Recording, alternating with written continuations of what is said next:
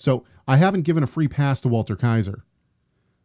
What I've done is I've said that I think that he has a lot right, and perhaps even more than other biblical scholars. Right. But here's the difference between a Walter Kaiser and someone. Don't mention any. I'm not going to mention any names, but let's just throw out choose Hebrew root teacher. Insert name here. Insert name. And the reason why I'm going to I would rather sit on a Sunday and listen to Walter Kaiser than sit on a Saturday and listen to this other person. And I'll tell you why.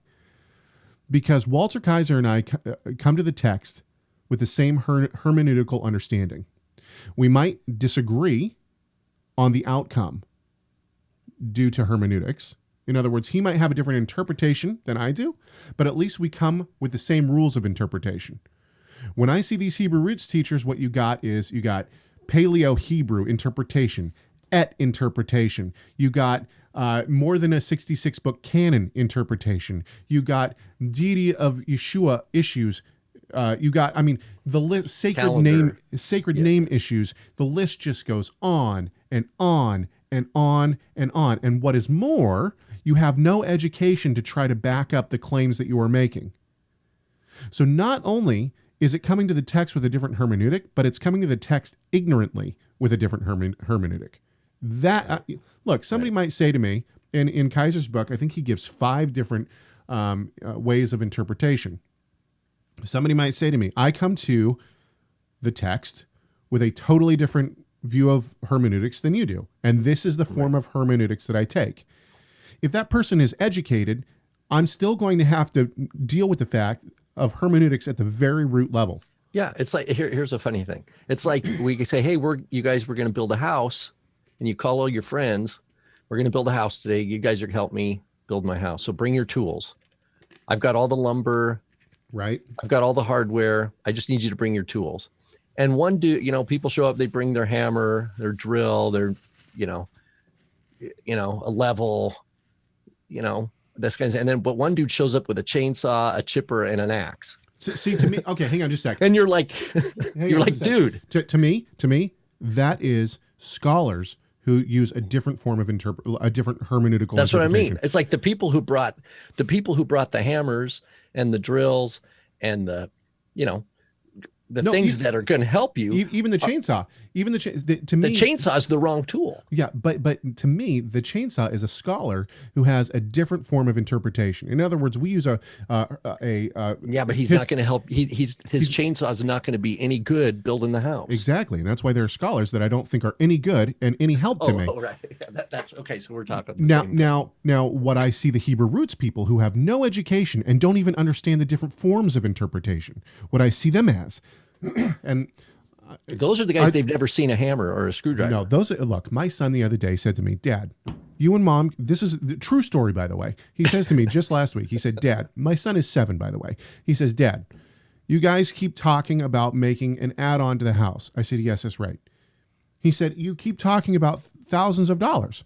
I said, yes, that's right. He said, I'll tell you what, you buy the materials, you give me $2 and I will build it for you.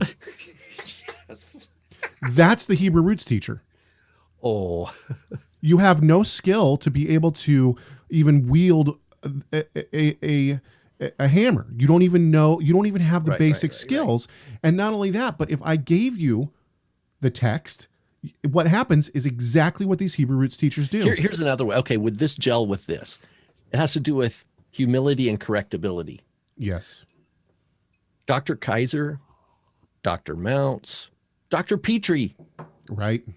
Dr. Petrie. Roman Catholic. He's a Roman Catholic. He will argue that the Mass today is a direct, goes directly back to the Passover, right? And we're like, no.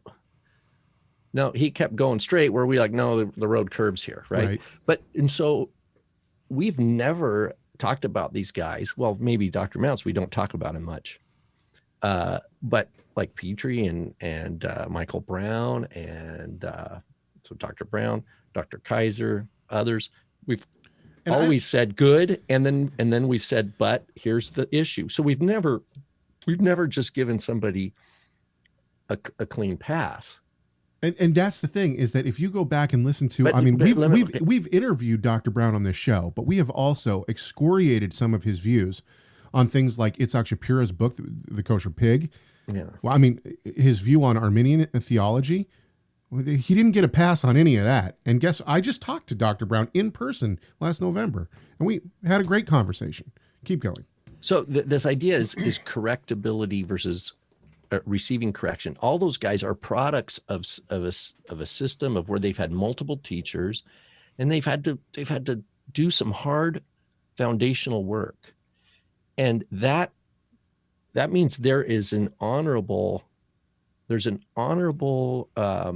element to those that have shown the humility and long-term discipline to actually learn, and it without a presumption of knowing it all, but rather learning and taking in information of people who've gone before, and then trying to articulate your own voice within that conversation.